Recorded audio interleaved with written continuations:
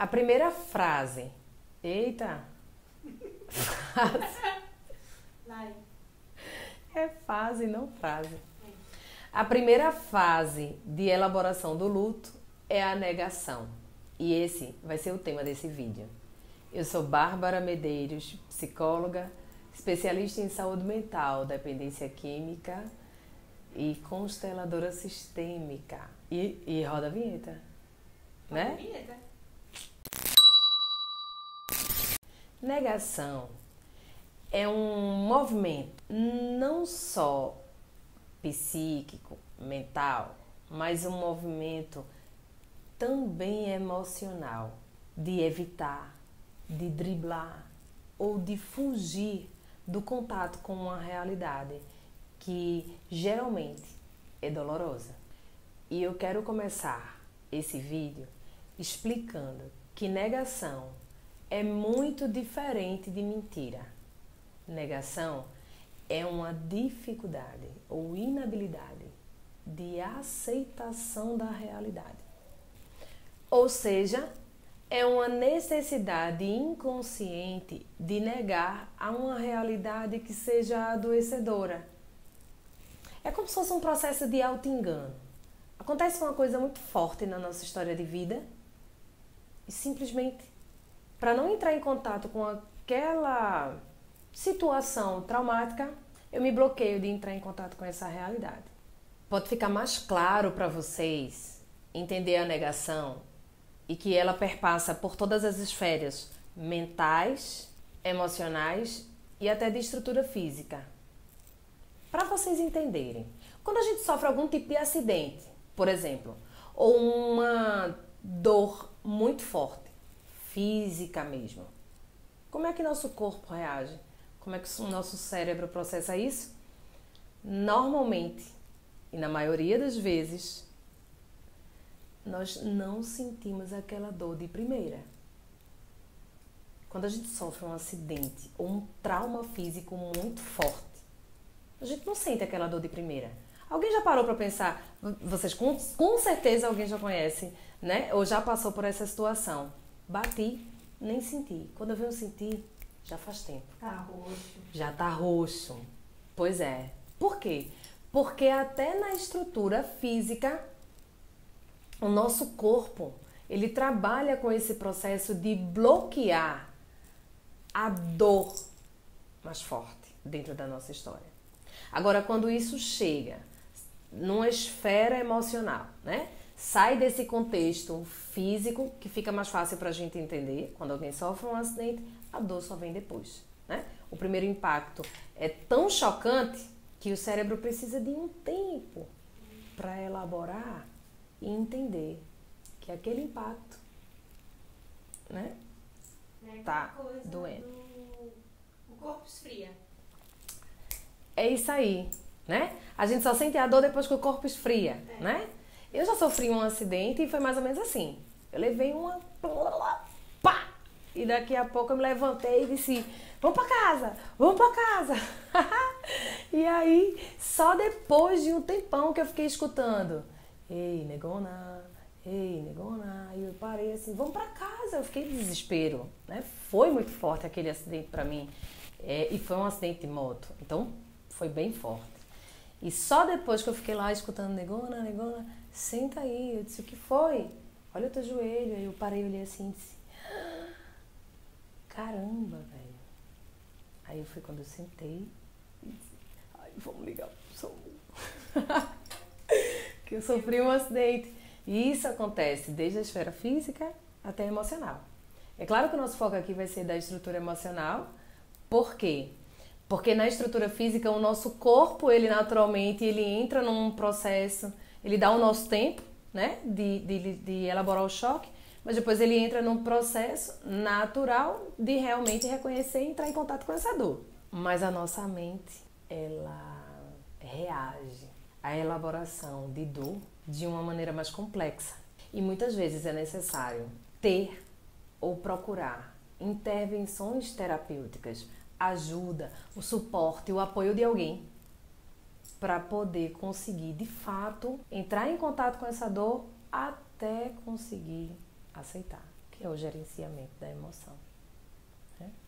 E essa é a grande questão. Talvez essa seja a maior problemática, sabe? Aceitar a dor e sair do estágio de negação. Fala. Nossa.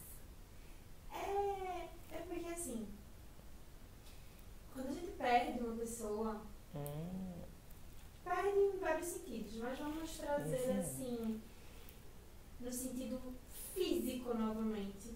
E minha primeira reação é gritar muito e dizer, não, Deus, não, isso não aconteceu, isso não pode acontecer, isso não pode acontecer. Isso. Não. Esse é o estágio de negação. É por isso que ele é o primeiro. Porque esse contato com a morte, né, é um choque tão traumático que logo de cara a gente precisa negar. A gente sente essa necessidade de negar a realidade. Não tem muito o que explicar não, dói pra caramba. E é saudável, faz parte de uma fase do processo de elaboração do luto. Quando você diz isso, né, que passou por um processo, né, de logo entrar em contato com a negação quando se choca com a notícia de morte, isso acontece mesmo porque é a primeira fase do luto, né? O processo de elaboração do luto, né, quando você perde alguém que você ama, você passa pelo primeiro estágio, que é a negação, depois você vem a raiva, depois vem a barganha, que é aquela negociação que você faz com a realidade, mesmo sabendo que você não pode mudar essa realidade, mas a gente emocionalmente negocia com ela para tentar minimizar a angústia. Depois vem um processo de depressão, que é aquele processo de caiu a ficha, né? E depois vem um processo de aceitação.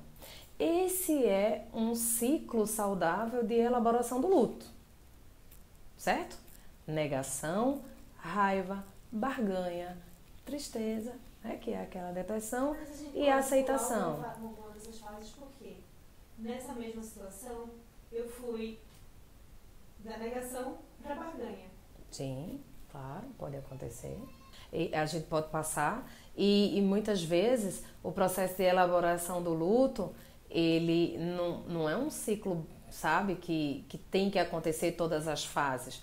Às vezes a gente pula da negação para a raiva, da negação para a barganha, depois da barganha a gente volta para a raiva, entende? Da raiva a gente vai direto para a tristeza, né?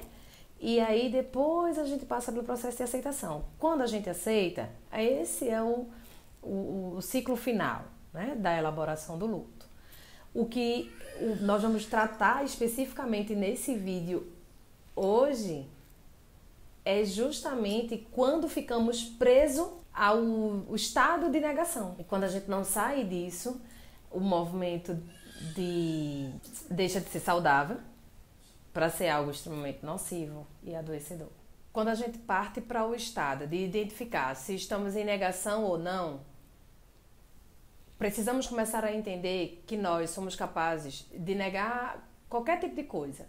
A gente pode negar sentimento, pensamento, emoção, acontecimento, mudança, problema, doença ou até a própria morte. Então, tudo que pode ser atingível ou até inatingível, qualquer que seja a circunstância da vida, nós podemos desenvolver esse mecanismo de negação. Geralmente, tendemos a entrar no estado de negação quando estamos perdendo ou quando perdemos alguma coisa, né? Ou quando suspeitamos a possibilidade de perder algo. Sabe aquele namoro que você sabe que já está fadado ao fracasso, mas que dentro de você não consegue lidar com essa realidade, entra no estágio de negação e fica tentando se convencer de que nada daquilo está acontecendo, mesmo que você consiga enxergar que tudo aquilo está acontecendo, que não vai dar certo, que É uma relação já falida. Quem não viveu, que atire a primeira pedra. Quem não viveu, que atire a primeira pedra, ou então se prepare para viver. Porque isso acontece, né? E esse é um dos exemplos. Mas talvez seja um exemplo que seja impactante. Porque tem situações que realmente, sei lá, é difícil enxergar, mas tem situações que está muito escancarada na sua cara e que você faz de tudo para não se deparar com essa realidade. Eu conheço não, né? Amiga minha. Ó, não nega não, vice. Não nega as amizades que tá na estágio de negação não, que isso é feio. Apoia as coleguinhas. Que a gente também já viveu muito isso. A gente já viveu a negação. Mas, no caso dela, é com doença. Eu tenho muito isso. Eu também. Com doença. Com doença eu acho que não. Com doença, porque assim... Ai, que forte. Fala. Calma, eu vou processar. Tá.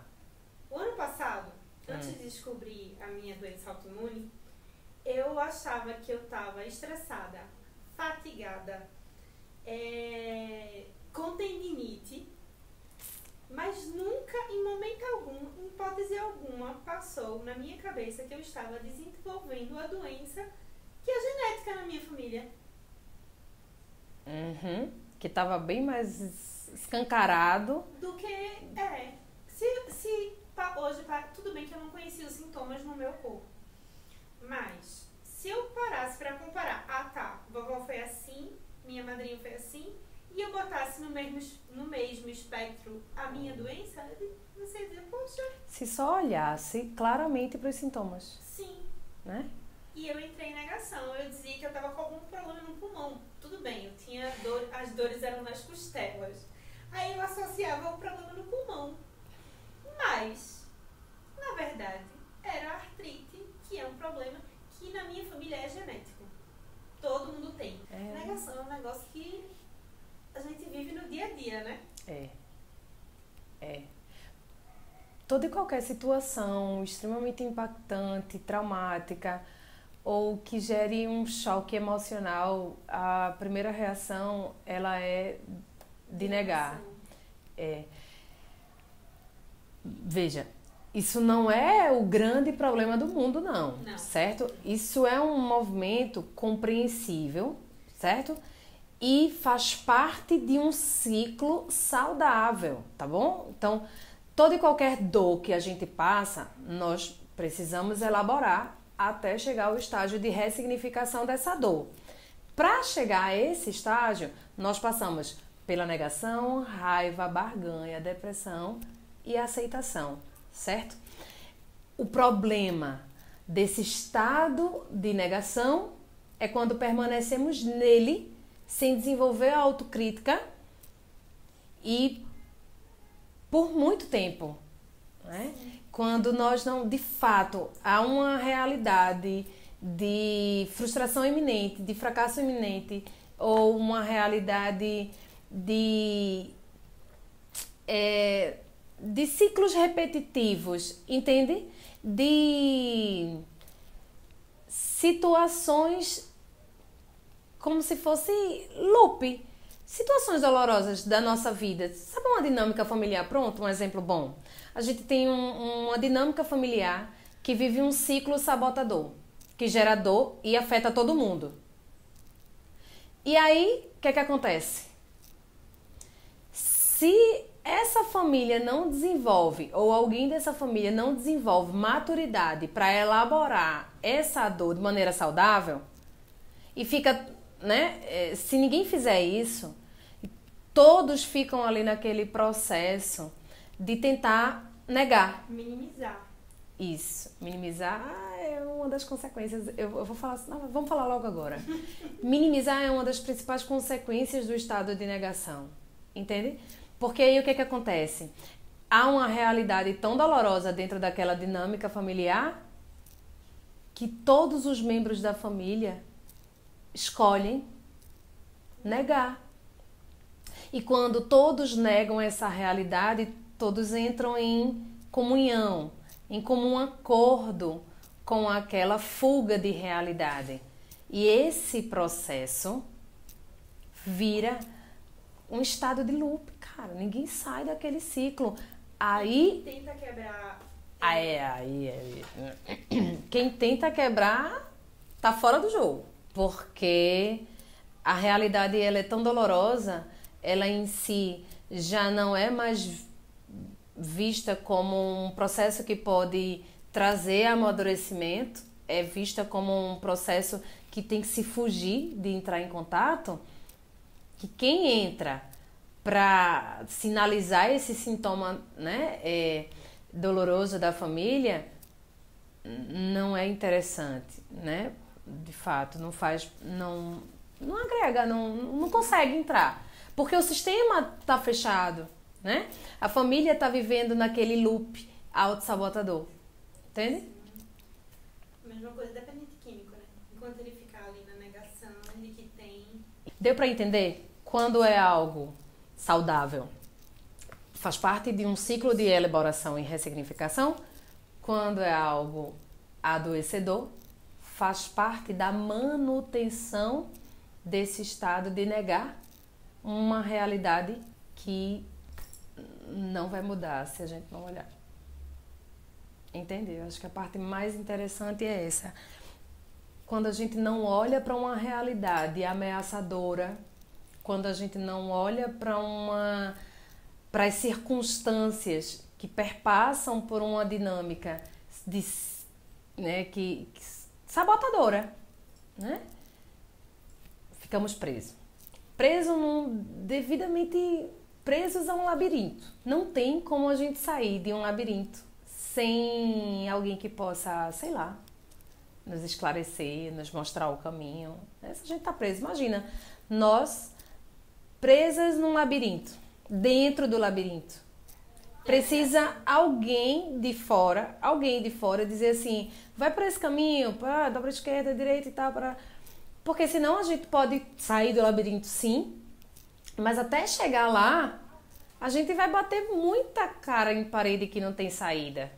A terapia ajuda, o terapeuta ele mais ou menos faz essa função assim de estar fora, olhando qual é o caminho que você pode sair. E a cada caminho que você pega, a gente vai começando a conversar e a entender, né, como é isso para você, como é esse funcionamento e esse caminho que você escolhe, até onde pode esse caminho ser saudável ou não. O que é que você aprende com esse caminho que não tem saída? Vamos lá, vamos tentar sair por outra perspectiva e é isso, né? E aí quando a gente se dispõe e se entrega para o processo do pedido de ajuda para sair desse estágio de negação, aí a gente consegue respirar um pouco melhor, né?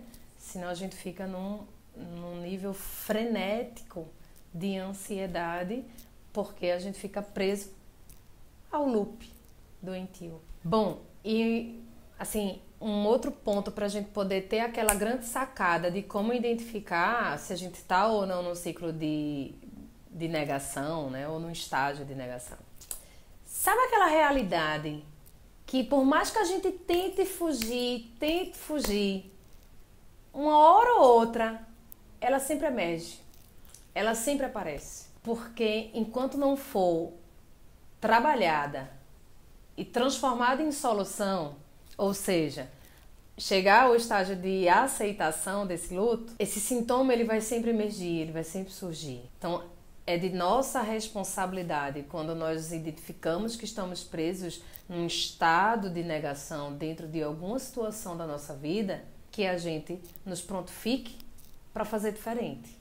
Porque se a gente não fizer isso, as realidades que mais nos assustam, que mais reatuam nossos traumas, elas vão estar sempre ali, hora ou outra, revisitando a nossa história de vida. Agora, fala pra mim a diferença da negação pra mentira. Tá, então vamos lá. Você citou no começo aqui, né? Porque negação realmente não é mentira. Não é mentira. Né? É bem diferente. É uma afirmação de algo que se sabe que é falso. Entende? é um ato de enganar, de iludir, de ludibriar. Acabou. Daí a gente tira. Mentira é isso. É distorcer a realidade. É verbalizar aquilo que eu sei que é falso. Negação é aquele movimento que, mesmo sabendo que a realidade está ali, nós fazemos questão de nos convencer que aquilo não existe. E aí entra nas consequências, que é minimizar. Então, por mais que eu saiba que aquela realidade, ela existe, mas entrar em contato com essa realidade me é tão doloroso que eu tento minimizar. Ou justificar, negociar, entende? Com a realidade. Aquele velho exemplo assim, fulano é assim, mas é tão bom. Eu sei que fulano é... Ele me trata assim, né? É um exemplo clássico. Às vezes nós passamos por algum tipo de violência e de agressão de uma pessoa que a gente ama. E aí é uma realidade que a gente não pode negar. Ou houve uma agressão. Mas aquela realidade, ela é tão chocante, tão impactante, que eu começo a me atribuir de vários argumentos para poder justificar e dizer, realmente, isso aconteceu, mas essa pessoa é tão boa, ela me trata tão bem, ela me ama tanto, eu gosto tanto dela, ela gosta tanto de mim. E eu começo a me encher de justificativas e argumentos infundados, implausíveis e irreais, mesmo consciente, mesmo sabendo que lá no fundo a realidade ela é bem mais dolorosa do que de fato eu quero enxergar. Outro ponto, além de minimizar, é o estado de tensão. Então é como se quem entra nesse estágio de negação ficasse numa tensão tão grande para manter as aparências de que está tudo bem, que a pessoa acaba entrando num desequilíbrio, né? Numa excitação frenética para se manter ali, com aquela postura, ou manter aquele status, mesmo que a realidade esteja dando na sua jugular, né? O caminho